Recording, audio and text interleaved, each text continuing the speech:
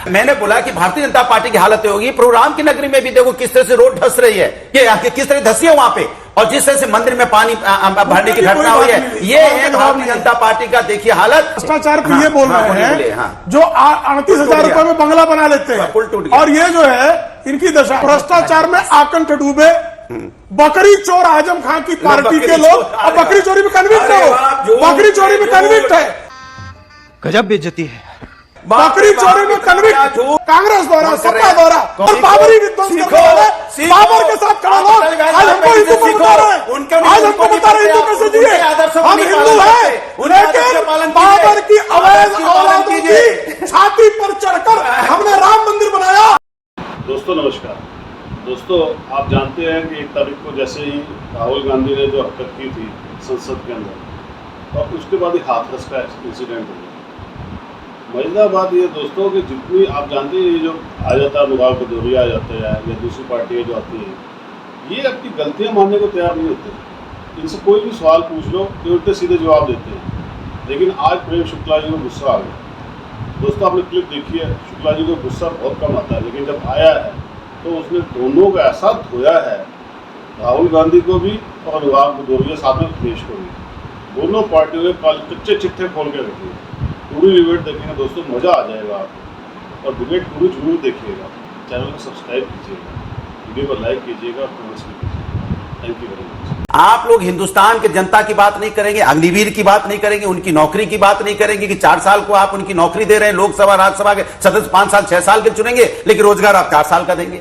उसके बाद जब आप देखोगे भ्रष्टाचार के मामले में, तो आप देखो किस तरह का भ्रष्टाचार देखने को मिल रहा है। लोग कहते हैं भैया अब तो ऐसा हालत हो गई है, पेड़ के नीचे खड़ा होना पसंद है, पुल के नीचे मत खड़े हो जाना, कहीं पुल तो धड़ाम धड़ाम गिर रहा है। लोग पहले कहते थे हमें हवाई जहाज में चलने में डर लगता है, अब तो कहते हैं हवाई जहाज तो फिर भी ठीक है। एयरपोर्ट की जो हालत होगी, छत जिस तरह से गिर रही है, चाहे जबलपुर की छत गिरी हो, चाहे दिल्ली एयरपोर्ट की हो, चाहे राजकोट की हो, ये भ्रष्टाचार आपका उजागर हो रहा है। आप भ्रष्टाचार देखिए किस तरह से प्रोग्राम की नगरी भ्रष्टाचार देखने को मिला। मैं अपनी बात कह लूं, मैंने कहा मुझे हिंसा नहीं अहिंसा पसंद है, मुझे नफरत नहीं रोजगार पसंद है, बेरोजगारी नहीं मुझे रोजगार पसंद है, पर्चा लीक नहीं परीक्षा पसंद है, मुझे भ्रष्टाचार नहीं सदाचार पसंद है, मुझे मेरा अपना देश हिंदुस्तान बहुत पसंद है। मैंने बोला कि भारतीय जनता पार्टी की हालत होगी, प्रोग्राम की नगरी में भी देखो किस तरह से रोड धस रही है, ये किस तरह धसी है वहां पे, और जिस तरह से मंदिर में पानी भरने की घटना हुई है, ये है भारतीय जनता पार्टी का देखिए हालत कि ना भारतीय जनता पार्टी भ्रष्टाचार, भारतीय जनता पार्टी की सरकार बढ़ा, अग्निवीरों के साथ सम्मान हुआ कि असम्मान, अग्निवीरों का सम्मान पूरी तरह से नहीं हो रहा है, उनकी नौकरी 4 साल की है, और जिस तरह से इन्होंने देखो पर्चा लीक 5 सालों में 65 पर्चा लीक, 40 पर्चा लीक जिसमें भर्ती के हैं, 25 पर्चा लीक है जो हम जनरल एग्जाम कराते हैं। ये पर्चा लीक वाली सरकार बन चुकी है, उससे चीना चौड़ा करके चिल्लाती भी है, मुद्दे को डाइवर्ट करने की बात कर रही है। मुद्दा डाइवर्ट मत कीजिए, हम सब हिंदुस्तानी हैं और हमें फक्र है हिंदुस्तानी होने पे। अगर मैं हिंदू है तो मुझे हिंदू होने पे फर्क है, नहीं हमें यहाँ फर्क है। लेकिन आप बताइए आपको किस बात पे फक्र है, आपको किस बात पे फक्र है कि हम वहां पे जो हमारे लोग परेशान हो, हिंसा का क्या सवाल है? मेरी बात नहीं, राहुल गांधी ने झूठ बोला ना, कहां से आ गई बात? अरे नहीं हम पूछे पर्चा लीक हुआ 25 लाख बच्चों से, उसमें हिंदू मुस्लिम कहां से आ गया? 25 लाख बच्चों का 25 लाख बच्चों के साथ अन्याय हुआ। आप बोले 25 लाख बच्चों के साथ अन्याय हुआ, एक फैमिली के साथ अन्याय हुआ, आप बोले तैयार है क्योंकि आप नहीं हिंदुस्तान को पसंद करते, आप नहीं पसंद करते, आप नफरत की बात करने के लिए बैठे हैं। बंद करो हाथ जोड़ के। मैं हिंदुत्व के मुद्दे पर भी राहुल गांधी ने आप लोगों को घेरा, झूठ बोलने वाली पार्टी बताया, ये कहा अग्निवीर से लेकर नीट के मामले पर घेरा, और ये तमाम मुद्दों पर जिस तरह से उन्होंने टिप्पणी की है उस पर प्रतिक्रिया आपकी। पता नहीं समग्र हिंदू समाज को उन्होंने जो है हिंसक कहां से पा लिया। भाई हिंसा फैली थी जवाहरलाल नेहरू के कार्यकाल में, जब 10 लाख हिंदुओं का कत्लेआम हो गया था, 10,000 मराठियों का कत्लेआम करा दिया, एक FIR नहीं हुई। क्या जवाहरलाल नेहरू याद आ गए थे उनको?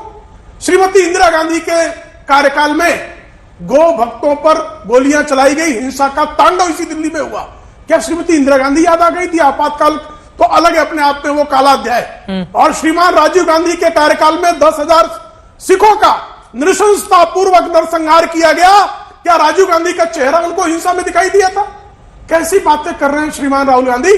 समग्र हिंदू समाज हिंसक हो गया, उनको माफी मांगनी चाहिए, और हर कांग्रेसी को इस बात पर शर्म करनी चाहिए कि जो अपने कोट पर जनेऊ पहनकर स्वयं को दत्तात्रेय गोत्र का ब्राह्मण कहकर हिंदू कहने की बात होड़ करते थे, आज समग्र हिंदू समाज को वो हिंसक कह रहे हैं। एक ऐसा सांसद जो 5वीं बार सांसद होने के बाद भी उसको संसदीय प्रक्रिया का ज्ञान ही नहीं है। या तो वो अहंकार था उनका कि वो स्पीकर की तरफ पीट करके बोल रहे थे, या तो उनका जो है ये दम था कि स्पीकर की तरफ बारंबार टोके जाने के बावजूद वो झूठ बोल रहे थे।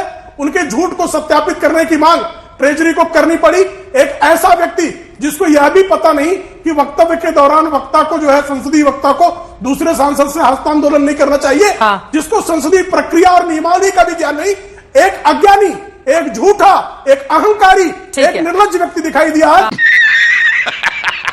और इससे अधिक जो है संसदीय परंपरा को गर्त में गिरने की, उसकी गरिमा को खंडित करने का दुष्कर्म किया राहुल गांधी ने। ठीक है, अनुराग जी की बात जल्दी से खत्म होने। देखिए मजेदार बात है, भारतीय जनता पार्टी कैसे चिल्ला चिल्ला के बोली है कि यहाँ देखिए पार्लियामेंट के अंदर में सदन का अपमान हो रहा है। सदन का अपमान तो तब किया था, संविधान का अपमान आपने तब किया था।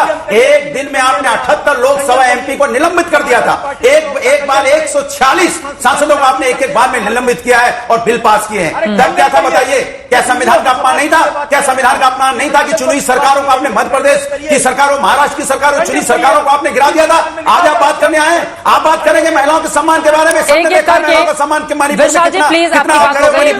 सबने देखा इस देश के अंदर में जब यहाँ महिला पहलवान परेशान थी तो कितना आप बोले थे। सबने देखा था यह बेचू घटना हुई थी, कितना आप बोले थे। बोलिए मत। आज पर्चा लिखा 25-25 लाख बच्चे, वो किस जाति धर्म के मैं पूछना चाहता हूँ, किनके बच्चे वो पूछना चाहता हूँ मैं आपसे। करोड़ों फैमिली, किसकी फैमिली है वो आज परेशान है, दुखी है, उनकी फैमिली की फैमिली दुखी है। उसके बारे में बात नहीं करना चाहोगे? हम कमाल की बात करते हो, भ्रष्टाचार के बारे में बात नहीं करना चाहोगे? पूरे भ्रष्टाचार भारतीय जनता पार्टी डूबी पड़ी है, जैसे बारिश में रोड डूब जाते हैं वैसे भारतीय जनता पार्टी भ्रष्टाचार में डूबी पड़ी है। ठीक है, मुझे लग रहा है प्रेम शुक्ला जी इस पर जवाब दे दीजिए। भ्रष्टाचार के मामले में आपको घेर रहे हैं। भ्रष्टाचार पे ये बोल रहे हैं जो 38,000 रुपए में बंगला बना लेते हैं, और ये जो है इनकी दशा भ्रष्टाचार में आकंठ डूबे बकरी चोर आजम खान की पार्टी के लोग अब बकरी चोरी में कन्विक्ट हो, बकरी चोरी में कन्विक्ट है।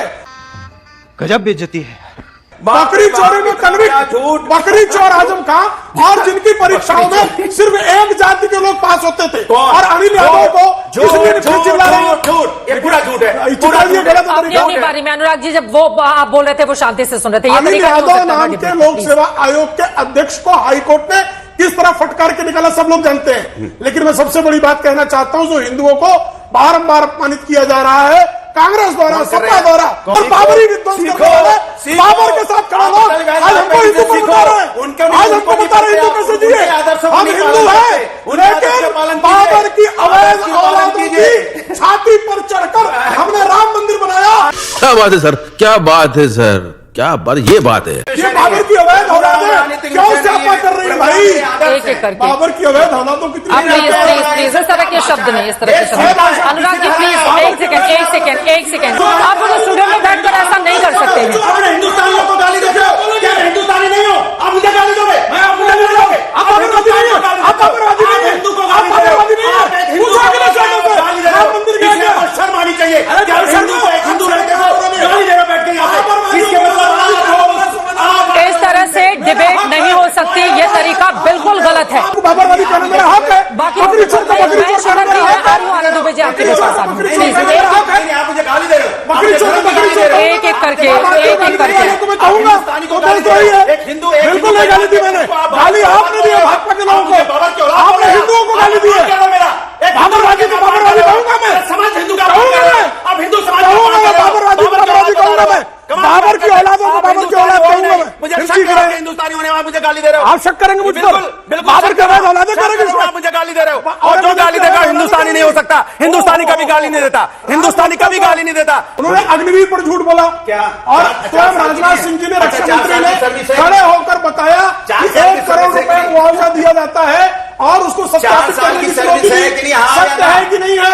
राहुल गांधी झूठा है, ये अग्निवीर के मुद्दे पर